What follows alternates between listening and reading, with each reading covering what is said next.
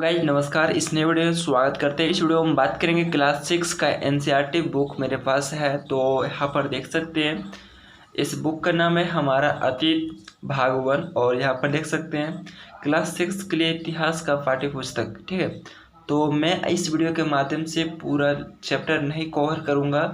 तो इस वीडियो का माध्यम से सिर्फ एक चैप्टर, फर्स्ट चैप्टर आज से स्टार्ट है। तो जो भी स्टूडेंट यूपीएससी या स्टेट पीसीएस का तैयारी करते हैं तो वो लोग बच्चे आराम से आप इस वीडियो को शुरू से अंत तक देख सकते हैं। और जो क्लास 6 में है तो वो भी स्टूडेंट देख सकते हैं। तो इस वीडियो के माध्यम से आप सभी को बहुत नॉलेज से मिलने वाले हैं। तो वीडियो को शुरू से अंत तक ज़रूर देखें। और वीडियो स्टार्ट करते से पहले आपसे छोटी सी रिक्वेस्ट है, और अभी तक मेरा चैनल को सब्सक्राइब नहीं किए प्लीज़ सब्सक्राइब कर दीजिए, ताकि इस तरह का अपडेट सबसे पहले फास्ट आप सभी को मिलते रहते हैं। तो वीडियो को स्टार्ट करते हैं। तो यहाँ पर देख सकते हैं आप सभी को मिल गया था इस तरह इंटरफेस। यहाँ पर देख सकते हैं हमारा अतीत, ठीक है, हमारा अतीत। और यहाँ पर देख सकते हैं कक्षा 6 के लिए इतिहास की पाठ्य पुस्तक। ठीक है, तो आपके पास इस तरह होम पेज मिल जाएगा। और उसके बाद यहाँ पर देख सकते हैं उसका इंट्रोडक्शन यहाँ पर कुछ लिखा है। तो मैं पढ़ लिया इसका, तो आप भी पढ़ना चाहते हैं तो पढ़ लेना है। मैं पीडीएफ अपने टेलीग्राम ग्रुप में सेंड कर दूंगा। जितना मैं आज पढ़ाऊंगा आप सभी के बीच, तो उतना आपको टेलीग्राम ग्रुप में पीडीएफ भी मिल जाएगा। तो आप लोग निश्चित होए, आप लोग अच्छी तरह से पढ़ें, आप सभी को पूरा पीडीएफ मिल जाएगा। तो आप उस पीडीएफ को डाउनलोड करके और अच्छे से फिर से आप दोबारा रिपीट कर सकते हैं, नहीं तो मेरा वीडियो को बार बार आप देख सकते हैं। ठीक है, तो यहाँ पर मैं देख सकते हैं आप सभी को सबसे पहले इस तरह आपको मिलेगा यहाँ पर। तो क्यों पढ़े हम इतिहास, तो आपको सबसे पहले चैप्टर यहाँ पर मिल जाएगा। उसके बाद यहाँ पर देख सकते हैं इस साल 6ठी कक्षा में, तो यहाँ पर बहुत कुछ यहाँ पर लिखा है, ज़्यादा यहाँ पर इम्पोर्टेंट नई चीज़ें। तो यहाँ पर मैं देख सकते हैं चैप्टर फर्स्ट स्टार्ट करता हूँ, तो आप सभी के बीच दिखाता होगा चैप्टर फर्स्ट। ठीक है, तो यहाँ पर देख सकते हैं विषय सूची, और इसके बाद आपको यहाँ दिखाता होता अध्याय। और फर्स्ट में आप सभी देख सकते हैं क्या, कब और कहाँ कैसे। तो आज मैं इसी को कवर करने वाले हैं, क्या, कब, कहाँ और कैसे। ठीक है, तो इस चैप्टर को आज मैं पूरा इस वीडियो के माध्यम से आप सभी को बताने वाले हैं। और नेक्स्ट वीडियो जो बनेगा चैप्टर 2, ठीक है, इसी तरह चैप्टर 3, चैप्टर 4, चैप्टर 5। यहाँ पर देख सकते हैं क्लास 6 में इतिहास का बुक में 11 चैप्टर है। तो आप सभी को 11 चैप्टर यहाँ पर आप सभी को मिल जाएगा। तो आज एक चैप्टर का कल आपको मिल जाएगा, यानी नेक्स्ट वीडियो में आप सभी का दूसरा चैप्टर मिल जाएगा। तो आप लोग कंटिन्यू मेरे वीडियो को देखते रहें। तो स्टार्ट करते हैं। तो यहाँ पे देख सकते हैं आपका पहला चैप्टर। ठीक है, तो यहाँ पर देख सकते हैं अध्याय 1 और क्या, कब, कहाँ और कैसे। तो चलते हैं, स्टार्ट करते हैं अपना पढ़ाई की ओर। तो यहाँ पर देख सकते हैं कहानी है, कहानी की तरह आप सभी को मैं बताऊंगा। ये कहानी आप लोग भी इंजॉय ले सकते हैं और अपने भी पढ़ भी सकते हैं। तो आप लोग अच्छे से इसको कहानी को एंजॉय लीजिए। और यहाँ पर देख सकते हैं रसीदा का सवाल।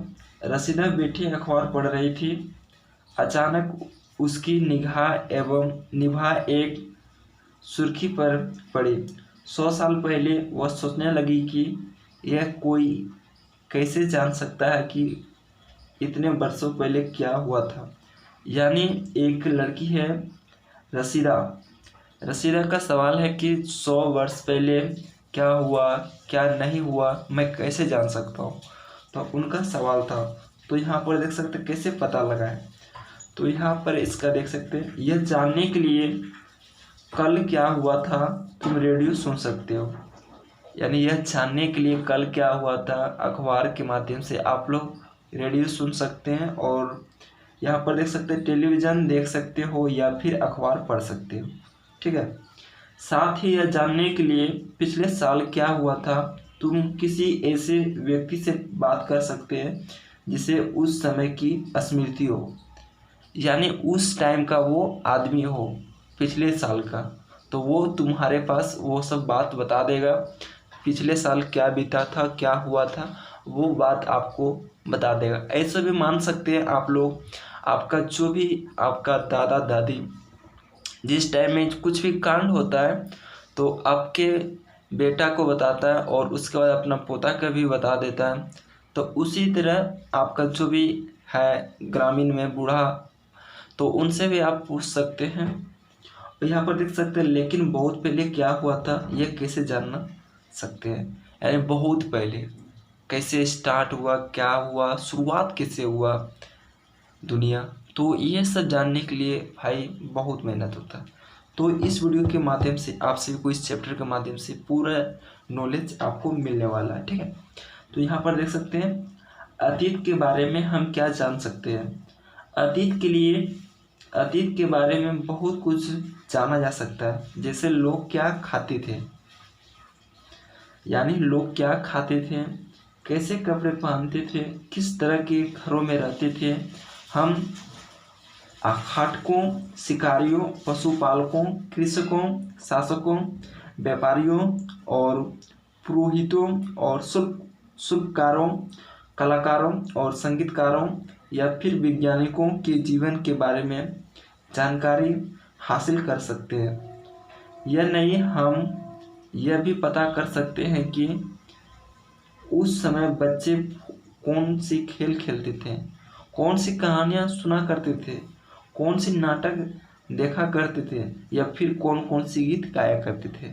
यानी इसका ही मेन मकसद है कि जो अतीत में के बारे में आप जाना चाहते हैं, तो उसमें क्या होता है कि आप क्या खाना खाते थे उस समय, कैसे कपड़े पहनते थे, किस तरह के घरों में रहते थे, और जो शिकारी लोग थे वो कैसा था, पशुपालक कैसा था, कृषक, शासक, व्यापारियाँ कैसा होती थी, कलाकारों के लिए क्या था और संगीतकारों के लिए क्या था, वैज्ञानिकों के जीवन के बारे में कुछ जानकारी आपको सभी मिलने वाला है, और कैसा वो कहानियाँ सुनते थे और उस जमाने के लोग क्या क्या सी खेल खेलते थे वो आपको मिलेगा। तो यहाँ पर देख सकते हैं सबसे पहला आपका क्वेश्चन, लोग कहाँ रहते थे, ठीक है। लोग कहाँ रहते थे, तो आपका एक पॉइंट यहाँ पर है, लोग कहाँ रहते थे। तो यहाँ पर देख सकते हैं मानचित्र 1:2, तो आपको जब मैं +2 आगे की ओर बढ़ाएंगे तो आपको मिल जाएगा, ठीक है। मानचित्र 1 में आपको वो दर्शाया गया, ठीक है। तो यहाँ पर देख सकते हैं मानचित्र 1:2 में नर्मदा नदी का पता लगाओ, ठीक है। तो मानचित्र मैप दिया है पीछे की ओर, तो आप सभी को दिखाई देता होगा। आपको यहाँ पर देख सकते हैं पेज 1, तो आपको वहाँ पर दिखाई देगा। तो पेज 2, तो उसमें आपको हम आगे नेक्स्ट की ओर बताएंगे यहाँ पर, ठीक है। तो यहाँ पर देख सकते हैं नर्मदा नदी का पता लगाओ। कई लाख वर्षों पहले ये से लोग इस नदी के तट पर रह रहे थे, यानी एक नर्मदा नदी था और उस नर्मदा नदी के तट पर कई लाख वर्षों पहले से लोग उस नदी के तट पर रह रहे थे, ठीक है। तो यहाँ रहने वाले आरंभिक लोग में से कुछ कुशल संग्राहक थे जो आसपास के जंगलों की विशाल संपदा से परिचित थे। यानी इसका ये कहना है कि आप जो कई लाखों वर्ष में जो आप लोग नर्मदा नदी के रहते थे, तो उसमें क्या होता था, कुछ ऐसा कुशल संग्राहक थे जो आसपास जंगल में विशाल और संपदा से परिचित थे। यानी कुछ जंगल से वो कारोबार करते थे, और या तो कुछ शिकारी लोग थे वहाँ पर अपना जंगल में जाते थे, तो वो उस पर क्या था, आपस में एक बनावट था, यानी जंगल से बनावट था, जंगल में क्या था, क्या हो रहा था, कहाँ क्या है, उसमें पूरा नॉलेज था और डेली कंटिन्यू वहाँ पर जाता था, ठीक है। तो वही बात यहाँ पर ही बताया है। और उसके बाद यहाँ पर देख सकते हैं अपनी भोजन के लिए वे जड़ों, फलों तथा जंगल के अन्य उत्पादों का यही से संग्रह किया करते थे। वे जानवरों का आखिर शिकार भी करते थे, जो मैं ऑलरेडी आपसे को बताए थे। इस वहाँ का जितना भी लोग रहते थे उस नर्मदा नदी के तट के किनारे, तो बहुत लाखों वर्ष पहले रहते थे। तो उसमें कुछ ऐसा भी लोग थे कि शिकारिया भी थे, यानी जंगल में जाकर शिकार करते थे। ठीक है, तो यही आपको यहाँ पर जानकारी मिला। तो नेक्स्ट की ओर बढ़ते हैं, आपका पेज नंबर 2। तो भाई आप लोग जो भी वीडियो मेरा देख रहे हैं, आप लोग देखते रहें और अच्छी तरह से देखें। आप सभी को किसी प्रकार की इसमें रॉन्ग आपको वीडियो नहीं मिलने वाला है। ठीक है, तो यहाँ पर देख सकते हैं पेज नंबर 2। तो पेज नंबर 2 में यहाँ पर आपको बताया है कि अब तुम उत्तर पश्चिम के सुलेमान और किरथर पहाड़ियों का पता लगाओ। ठीक है, तो ये आपको यहाँ पर मानचित्र में आपको पता लगाना है। तो इसको देख सकते हैं, इसमें सुलेमान पहाड़ी कहाँ पर, किरथर। तो ऐसी ही सिंपल बात है भाई, आपको यहाँ पर दिखाई देता हुआ सुलेमान और किरथर। तो यहाँ पर है सुलेमान और किरथर, तो मुझे पता लग गया, तो यहाँ पर है। और यहाँ पर देख सकते हैं उपमहाद्वीप का प्राकृतिक मानचित्र है, यानी उपमहाद्वीप का प्राकृतिक का मानचित्र है। तो मुझे नर्मदा नदी का भी यहाँ पर देख सकते हैं, मुझे पता लग गया, जो आप लोग देख सकते हैं। नर्मदा नदी का भी पता मेरे पास लग गया, जो पेज नंबर 1 में बताया था। तो यहाँ पर है नर्मदा नदी, और यहाँ बहुत सारा हिमालय है। यहाँ पर गंगा नदी है, यमुना नदी है, सोन नदी है, चंचल है, ब्रह्मपुत्र नदी है, गारो पहाड़ी है, गंगा नदी फिर यहाँ पर है, बंगाल की खाड़ी यहाँ पर है, और अरब सागर यहाँ पर है, द्वीपसमूह यहाँ पर है, अंडमान निकोबार द्वीप यहाँ पर है। ठीक है, तो ये सब मुझे पता है, ये कॉमन चीज़ 6 में दिया है। तो इसको आप ध्यान से देखते जाएं, एक कॉमन चीज़ आपको आगे बढ़ा देगा। ठीक है, उसके बाद यहाँ पर देख से आगे पॉइंट है, इस क्षेत्र में कुछ ऐसे स्थान है जहाँ लगभग 8000 वर्ष पूर्व स्त्री और पुरुष ने सबसे पहले गेहूं तथा जौ जैसी फसलों का अपजाना आरंभ किया। ठीक है, उन्होंने भेड़, बकरी और गाय, बैल जैसी पशुओं का पालतू बनाना शुरू किया। तो इसका कहना है कि 8000 वर्ष पूर्व, यानी पहले, लगभग 8000 वर्ष पूर्व यानी पहले स्त्री और पुरुषों ने सबसे पहले गेहूं तथा जौ जैसी फसलों का उपजाना आरंभ किया। ठीक है, यानी उपजाना आरंभ किया। तो ये 8000 वर्ष पूर्व पहले स्त्री पुरुष ने किया था। तो उन्होंने भेड़ और बकरी, गाय, बैल जैसी पशुओं का पालतू बनाना शुरू किया। तो उसके बाद उसने भेड़, बकरी, गाय, बैल जैसी पशुओं का पालतू बनाना शुरू किया, यानी पालने लगा।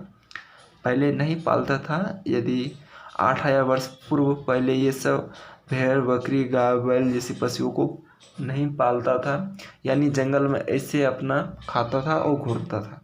लेकिन जब 8000 के वर्ष के बाद उनको पालने लगा, मनुष्य उनको मानने लगा ये पशु है, इसको पालते हूँ, तो उसको नाम से पालतू लिख दिया। ठीक है, ये लोग गांव में रहते हैं, यानी जो लोग पालते हैं वो गांव में रहते थे। ऐसे ही पहले ज़माना में शहर कहाँ आएगा, गांव में कहीं रहेगा, झोपड़ी में ही रहेगा।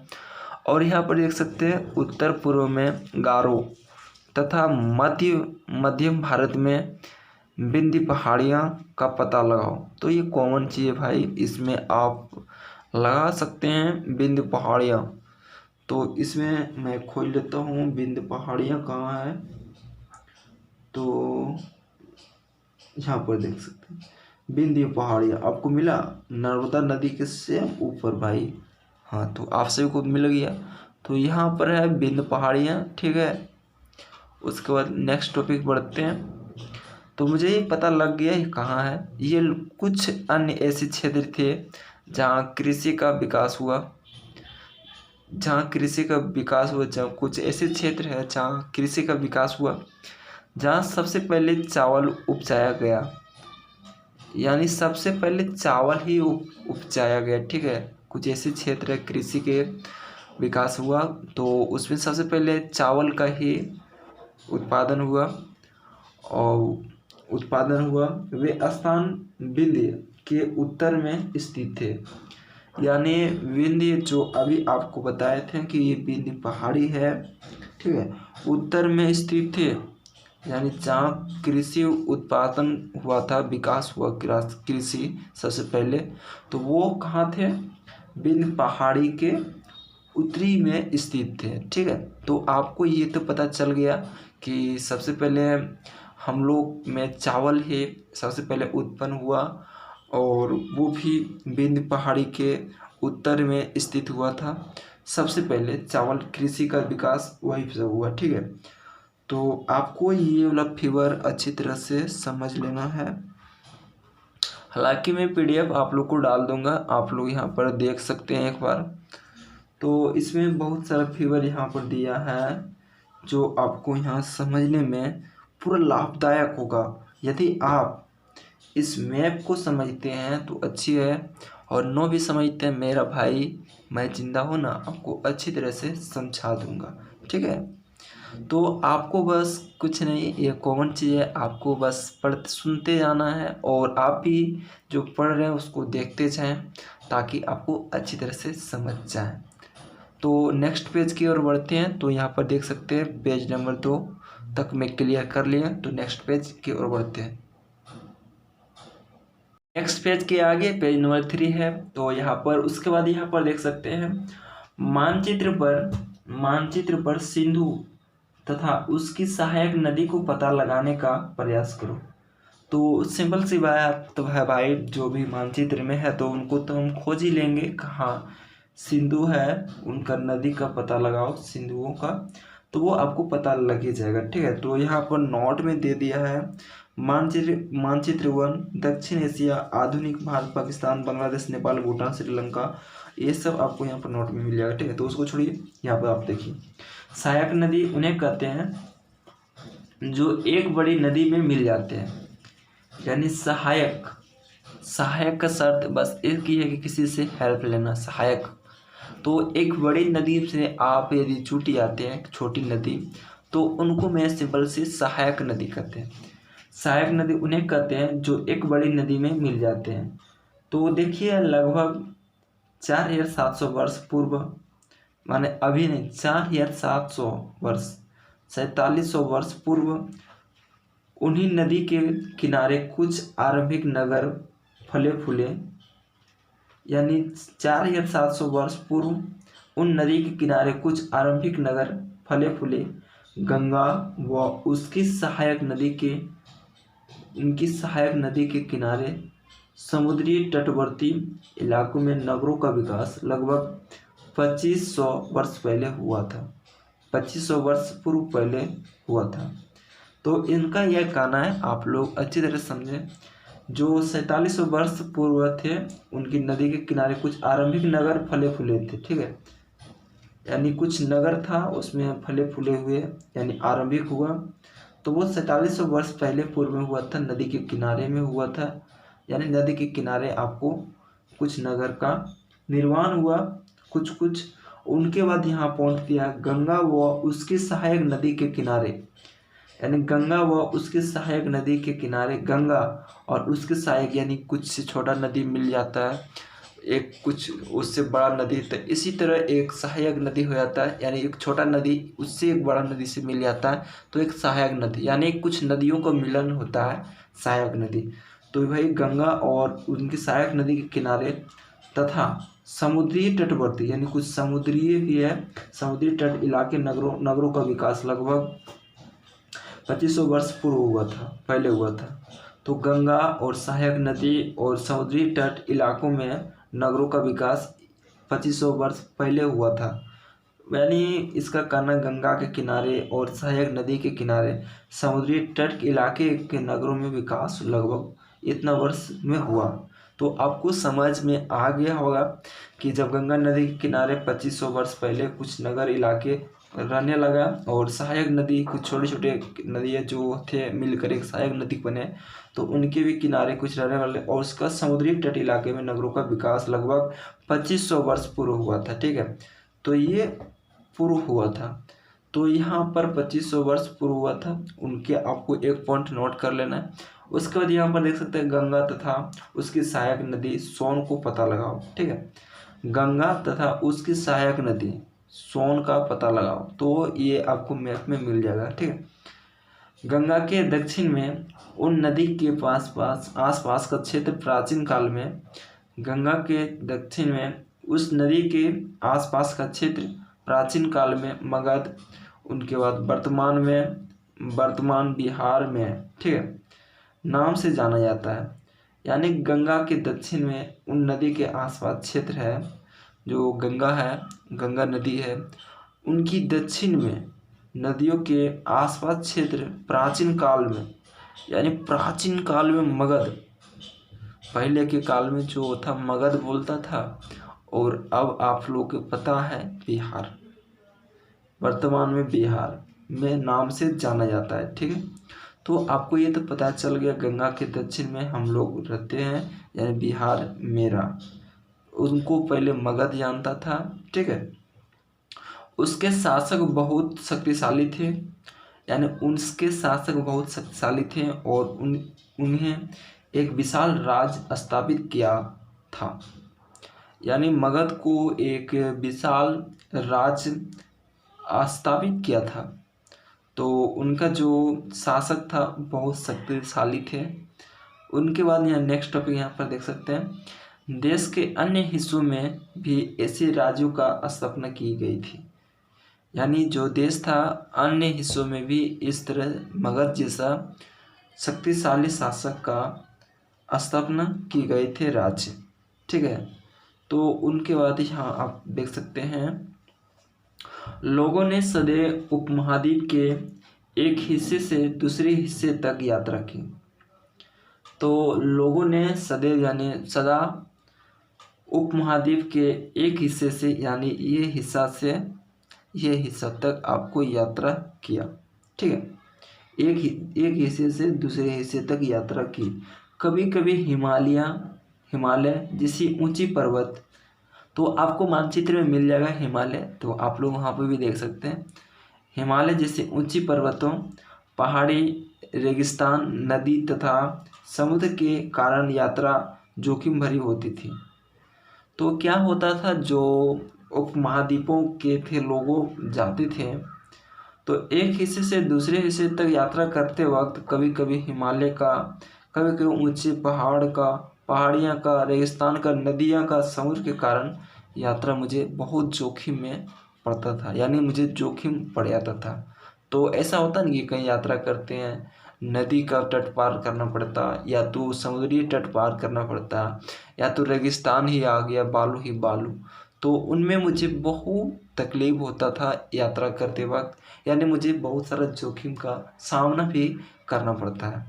तो यही पर ये टॉपिक दिया था। ठीक है, तो यहाँ पर फिर पढ़ते हैं, फिर भी ये यात्रा उनके लिए असंभव नहीं थे, यानी फिर भी उतना जोखिम था, लेकिन फिर भी हम लोग जितने भी महाद्वीप से जाते थे एक हिस्से से दूसरे हिस्से तक, उनके लिए ये यात्रा असंभव नहीं था, यानी संभव था कि वो कर सकता है।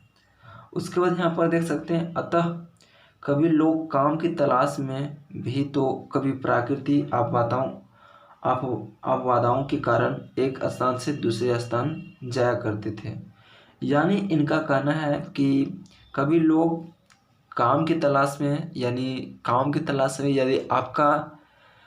आपको यदि किसी प्रकार की काम नहीं है, और आप यदि किसी प्रकार की पैसा उन्नति नहीं करते हैं, आप किसी प्रकार की आपको नहीं मिल रहा, तो सिंपल सी बात है, आप काम के लिए खोज में ज़रूर चाहिएगा। तो उसी तरह पहले का लोग भी ऐसे ही करते थे कि जब महाद्वीपों के एक हिस्से से दूसरे हिस्से तक जाते थे, तो वो लोग क्या काम के तलाश में कभी जाते थे किसी प्रकार, उसके बाद प्राकृतिक आपदाओं के कारण, यानी प्राकृतिक आपदाओं ये हो गया कि जिस क्षेत्र में आप रह रहे हैं उस क्षेत्र में आपका किसी कारण से क्षतिग्रस्त हो गया या तो बाढ़ आ गया, बहुत सारा कारण है, तो आप उस स्थान को छोड़ के दूसरे हिस्से में आप जाने लगते हैं। तो जैसे आप जाते हैं तो आप सभी को इतना सामना करना पड़ता है, रेगिस्तान और हिमालय से पर्वतों, पहाड़ियाँ, नदियों, समुद्री तट जैसा आपको सामना करना पड़ता है। ठीक है, तो यहाँ आपको ये बात कही है। उनके बाद यहाँ पर आप सभी देख सकते हैं कभी कभी सेनाएं दूसरे क्षेत्र पर विजय हासिल करने के लिए की जाती हैं। तो भाई सिंपल सी बात है कि जब पहले के राज में सेना शासक करते थे, राजा शासक करते थे, तो वो आप सभी को पता होगा। तो जिस राज्य में आप लोग रहते हैं तो उस टाइम में कुछ राजा रहते थे और वहाँ पर शासक अपना चलाते थे। जब सिंपल से राजा जब रहते हैं तो सेना तो रहते होंगे, तो कई पॉइंट समझ आ गया होगा। उनके बाद यहाँ पर देख सकते हैं धार्मिक गुरु लोगों को शिक्षा और सलाह देते हुए एक गांव से दूसरे गांव तथा एक कस्बे से दूसरे कस्बे जाया करते थे। हालांकि पहले के ज़माने में गांव का कस्बे कहते थे और हम लोग आज कस्बे कहते हैं, गांव कहते हैं। तो ये कस्बे है, गांव का ही भाषा है। ठीक है, तो आप लोग ये क्लियर हो गए होंगे। यानी इनका सिंपल से कहना है कि जो पहले के लोग ज़माने में जो गुरु लोग थे, जैसे हम लोग आज टीचर के पास पढ़ते हैं, तो उस ज़माने में गुरु रहते थे और शिष्य रहते थे। ठीक है, तो वही बात है, टीचर आज हम लोग टीचर बोलते हैं। उस ज़माने में धार्मिक गुरु धर्म की ओर शिक्षा देता था, बहुत सारा वेद, भाषा, बहुत कुछ ज्ञान आपको शिष्य को मिलता था। तो वो क्या करता था, जो धार्मिक गुरु थे वो एक क्षेत्र से दूसरे क्षेत्र की ओर आदान प्रदान करते रहते थे। ठीक है, यानी एक गांव से दूसरे गांव या एक कस्बे से दूसरे कस्बे जाया करते थे। तो आपको ये पॉइंट समझ आ गया होगा। ठीक है, उसके बाद यहाँ पर देख सकते हैं कुछ लोग नई और रोचक स्थानों को खोजने की चाह में उत्सुक तलाश की यात्रा किया करते थे।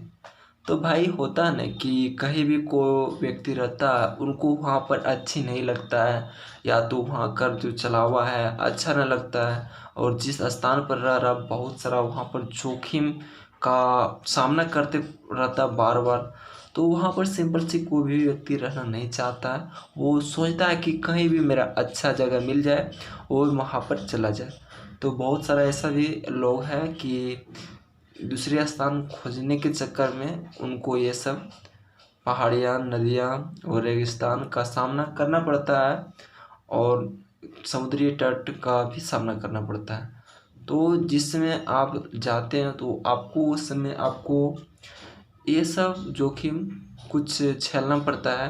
तो उन सभी भी को इस तरह का होता है, यानी उत्सुकतावश, यानी उनका उत्सुक के लिए यात्रा करते हैं। ठीक है, उन सभी यात्राओं से लोगों को एक दूसरे से विचारों को जानने का अवसर मिला। यानी उन सभी यात्राओं को लोगों के एक दूसरे से विचारों का जानने का अवसर मिला। तो इनमें क्या था पॉइंट, आप सभी को पता चल गया कि आपको जो यात्रा करते थे उन्हीं से आपको यात्रा करते ही दौरान सबको ज्ञान मिला कि यहाँ पर ये है, यहाँ पर वो है, वहाँ पर गंगा है, यहाँ पर समुद्री तट है, आगे जाने के बाद जंगल है, और आगे जाने के बाद उस जंगल में बहुत सारा पालतू रहते हैं, भेड़, बकरी, गाय, बैल। ठीक है, तो इसीलिए सब आदमी जान गया। तो आगे के पॉइंट पढ़ते हैं। यहाँ पर देख सकते हैं आज लोग यात्रा क्यों करते हैं। तो यहाँ देख सकते हैं, एक बार फिर से मानचित्र 1 को देख लो। वाह क्या बात है। तो पहाड़ियों, पर्वत और समुद्री इस उपमहाद्वीपों की प्राकृतिक सीमा का निर्माण करते हैं। ठीक है, निर्माण करते हैं। आप पहाड़ियाँ, पर्वत और समुद्र उस महाद्वीप को प्राकृतिक देख लेना है आपको, वहाँ पर जाके प्राकृतिक सीमा निर्माण करते हैं। तो वहाँ पर निर्माण करते हैं। हालांकि लोगों के लिए इस सीमा को पार करना आसान नहीं था। भाई इसका ये कहना है कि आप मानचित्र 1 को देखिए।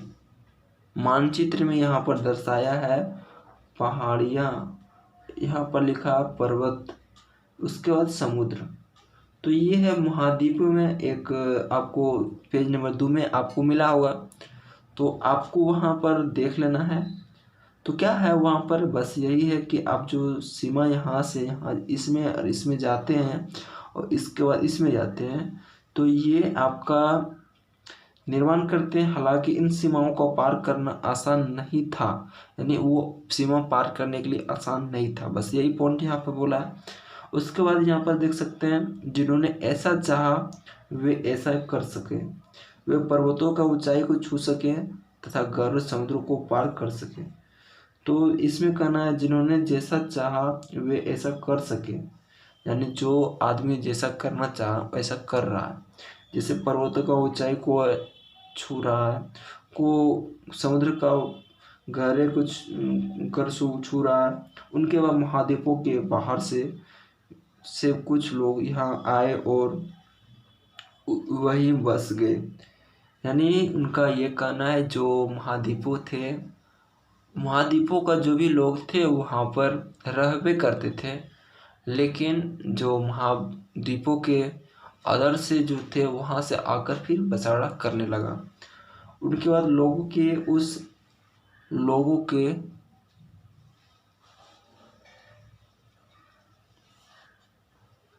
तो यहाँ पर देख सकते हैं, बस लोगों को उस आवागमन में हमारी संस्कृति और परंपरा का असमर्थन हुआ। यानी जब आदमी एक जगह रहता है तो धीरे धीरे आपका जो सांस्कृतिक परंपरा का असमर्थ हुआ, यानी धीरे धीरे उत्पन्न हुआ कि आप संस्कृति किस तरह परंपरा होना चाहिए, कुछ उत्पन्न होने लगा। ठीक है, तो जो आया था महाद्वीपों से बाहर तो वो भी वहाँ पर बसाड़ा हुआ, और जो ऑलरेडी पहले महाद्वीपों में रहते थे तो वो और सब में लगाव होने लगा, और उनके बाद जो सांस्कृतिक परंपरा उत्पन्न होने लगी। तो नेक्स्ट पेज की ओर बढ़ते हैं, तो पेज नंबर 3 आपको दिखाई देता होगा। तो आप नेक्स्ट की ओर देख सकते हैं, यहाँ पर आपका पॉइंट है, क्या कई 100 वर्ष से लोग पत्थर को तराशने, संगीत रचने और कहाँ तक भोजन बनाने के लिए नए तरीके के बारे में एक दूसरे से विचारों का अपनाते रहे। यानी क्या करते थे, जो लोग बोलते थे तो उनका क्या करता था, जो हम बोले तो यानी आसपास में जो बोल रहे हैं तो दूसरा आदमी उनका बात को अब यानी फॉलो करता था, क्या ऐसा होता है नहीं होता। तो भाई जो भी चीज़ आप कोशिश कीजिएगा तो ज़रूर होगा। तो इसमें देखिए कुछ देश का नाम है, तो यहाँ पर पढ़ लेते हैं। अपने देश के लिए हम प्राय इंडिया तथा भारत जैसे नाम को प्रयोग करते हैं। आप सभी को पता होगा कि भारत एक महान देश है और मेरा देश है, गर्व से मैं कहता हूँ। और इंडिया इंग्लिश वर्ड है, ठीक है। इंडिया शब्द कैसे उत्पन्न हुआ तो ये भी आप लोग समझ लीजिए, बहुत मेन पॉइंट है।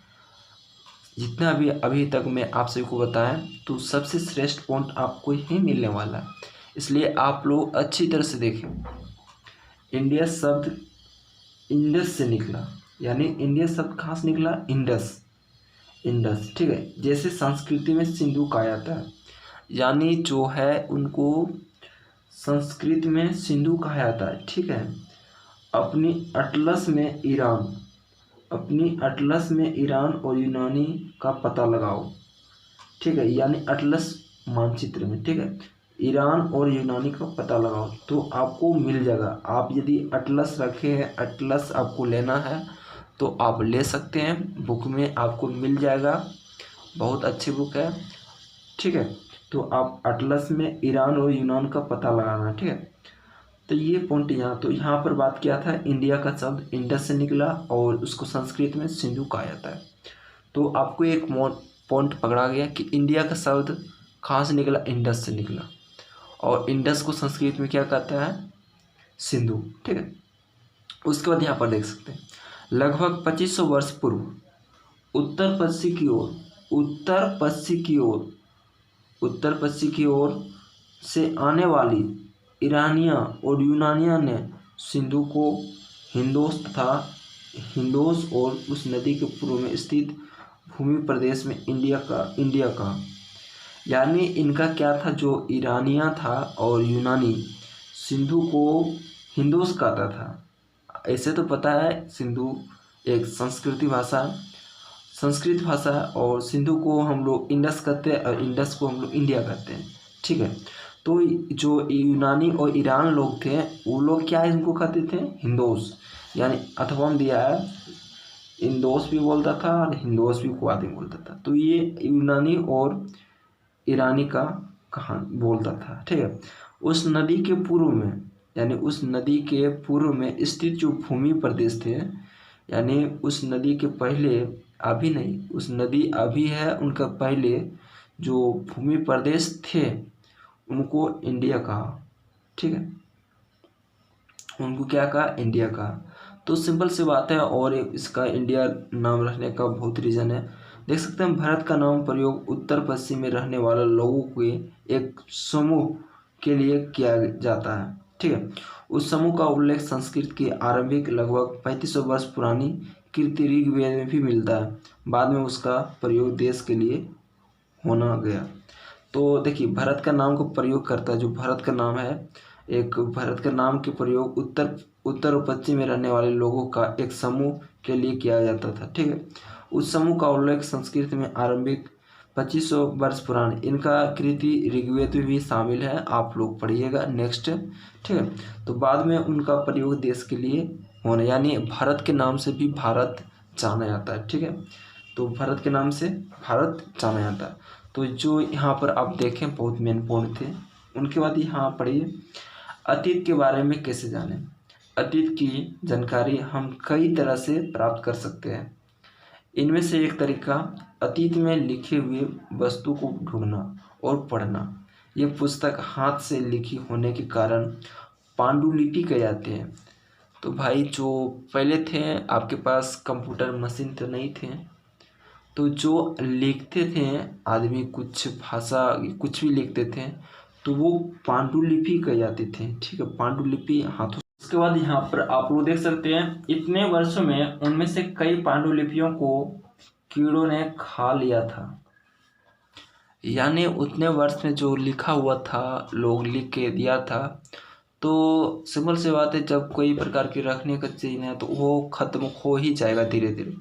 तो कुछ कुछ कीड़ों ने खा गया था, यानी खत्म कर दिया था, तो कुछ नष्ट कर दी गई थी। ठीक है, फिर भी ऐसी कई पांडुलिपियाँ आज भी उपलब्ध है।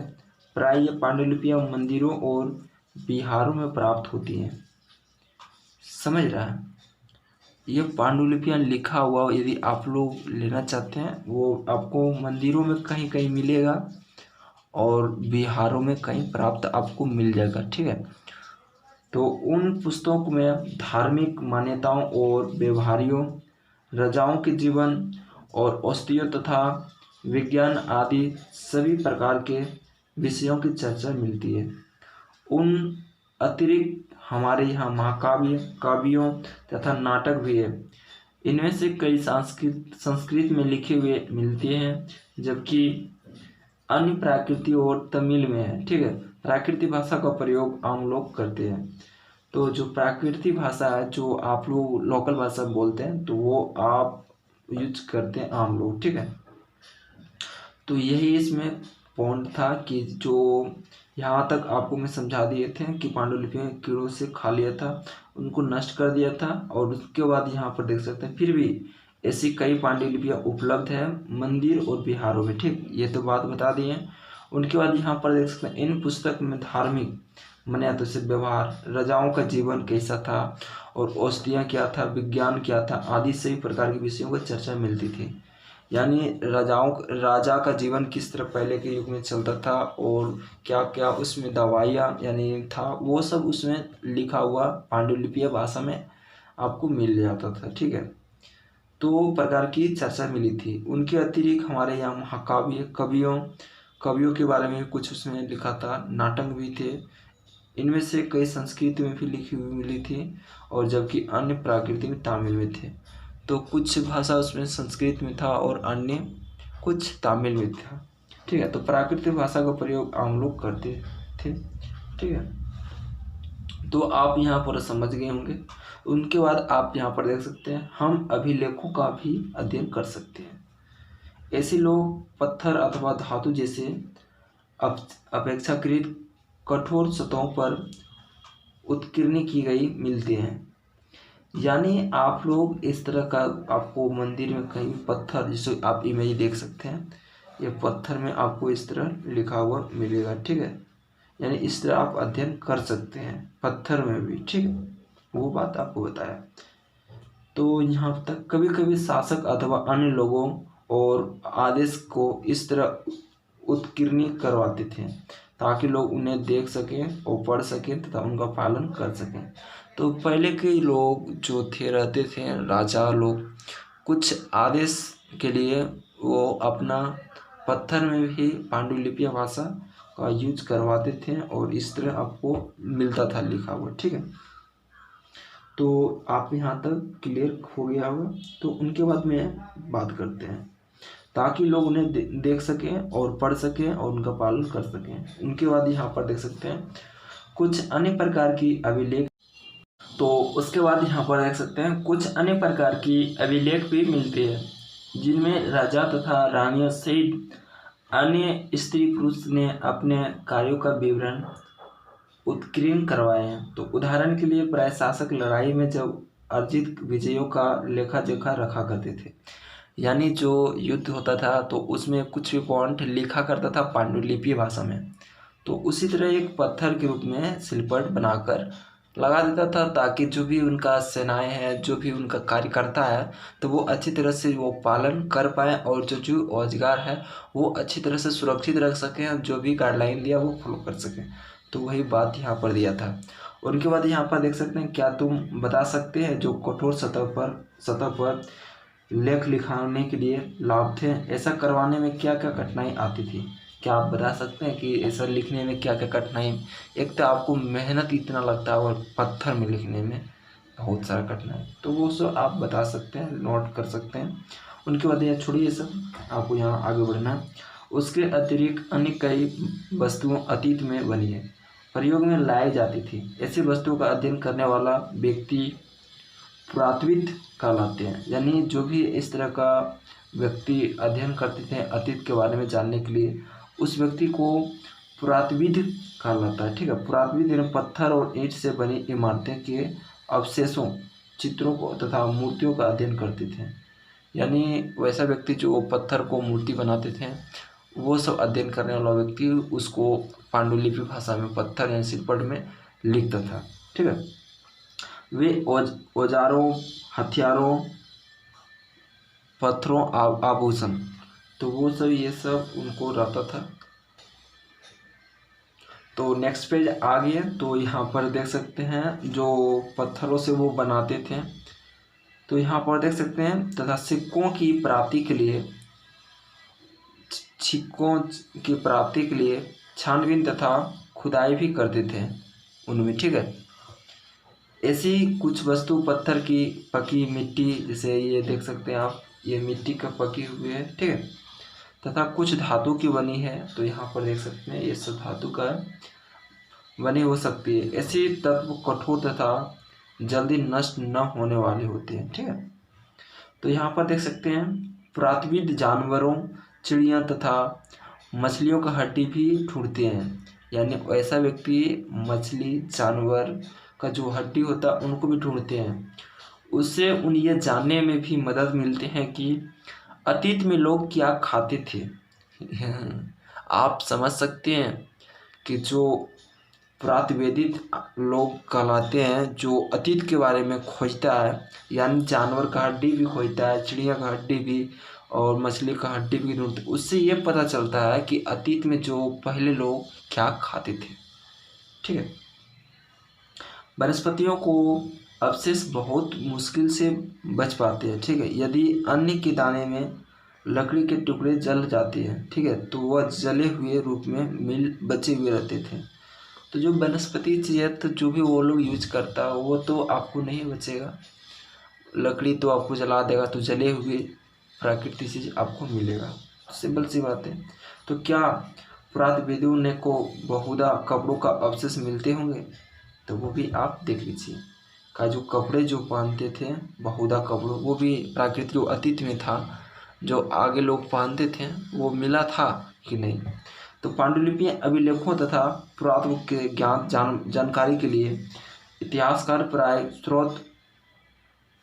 स्रोत शब्द का प्रयोग करते हैं। उसके बाद इतिहासकार उन्हें कहते हैं जो अतीत का अध्ययन करते हैं, स्रोत के प्राप्त होते हैं। अतीत के बारे में पढ़ना बहुत रोचक हो जाते हैं, क्योंकि उन स्रोतों का सहायक से ही हम धीरे धीरे अतीत का पुनर्निर्माण करते जाते हैं। अतः इतिहासकार तथा पुरातत्वविद उन जासूसों की तरह से जो उन स्रोतों का प्रयोग सुराग के रूप से अतीत के जानने का प्रयास करते हैं। तो ये था जो व्यक्ति अतीत के यानी पुराना क्या क्या गुजरा वो जानने का जो रोचक था, उनको भी कहते थे, ये क्या कहते थे, पुरातत्वविद। तो पुरातत्वविद उन्हें को कहते थे। और यहाँ पर पेज नंबर 6 आ गया आप सभी को दिखाई देता हुआ। उनके बाद नेक्स्ट पेज की ओर बढ़ते हैं। तो यहाँ पर आप देख सकते हैं कुछ पॉइंट है। अतीत एक या अनेक। क्या तुमने इस पुस्तक के शीर्षक हमारा अतीत पर ध्यान दिया है? अतीत शब्द का प्रयोग बहुवचन के रूप में किया गया। जो पुस्तक का हेडलाइन था अतीत, तो अतीत का शब्द का प्रयोग बहुवचन के रूप में किया गया, ऐसा इस तथ्य। तो नेक्स्ट पेज आगे की ओर ध्यान दिलाने के लिए किया गया है। ठीक है। अलग अलग समूह के लोगों के लिए इस अतीत के अलग अलग मायने थे। ठीक है। उदाहरण के लिए पशुपालकों तथा कृषकों का जीवन राजाओं रानियों के जीवन से तथा व्यापारियों का जीवन और शिल्पकारियों के जीवन में कुछ भिन्न था। ठीक है। तो ये सब अतीत के लिए था। और जैसा कि हम आज भी देखते हैं, उस समय के देश के अलग अलग हिस्सों में लोग अलग अलग व्यवहारों और रीति रिवाज का पालन करते थे। उदाहरण के लिए आज अंडमान द्वीप के अधिकांश लोग अपना भोजन मछली पकड़कर, शिकार करके तथा फल फूल के संग्रह द्वारा प्राप्त करते हैं। तो जो आप सभी को यहाँ पर देख सकते हैं, अंडमान द्वीप के अधिकांश लोग भोजन मछली पकड़कर करते थे और शिकार करके, ठीक है, फल फूल और संग्रह द्वारा प्राप्त करते थे। तो उसी तरह उसके विपरीत शहर में रहने वाले लोग खाद्य अर्पित के लिए अन्य व्यक्तियों और निर्भर करते हैं। इसी तरह भेद अतीत में वह विद्वान थे, यानी इसी तरह भेद अतीत में भी विद्वान थे। उसके बाद यहाँ पर देख सकते हैं उसके अतिरिक्त एक अन्य तरह का भेद है। उस समय शासक अपनी विजयों का लेखा जोखा रखते थे। यही कारण है कि हम उन शासक तथा उनके द्वारा लड़ी जाने वाली लड़ाइयों के बारे में काफ़ी कुछ जानते हैं, जबकि शिकारी, मछुआरे और संग्राहक, कृषक तथा पशुपालक जैसी आम आदमी प्राय अपने कार्यों का लेखा जोखा नहीं करते थे। और यहाँ पर देख सकते हैं पुरातत्व की सहायता से हमें जीवन में जानने में मदद मिलती है।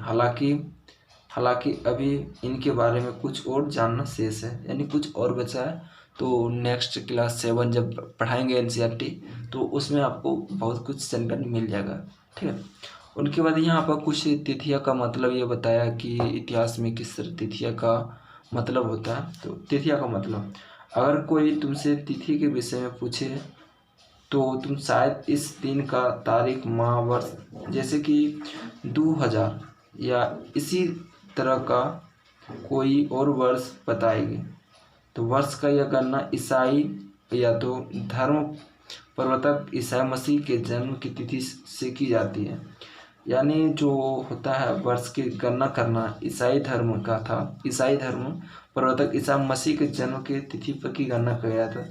अतः यानी 2000 वर्ष कहानी का तात्पर्य ईसा मसीह के जन्म के 2000 वर्ष के बाद से है।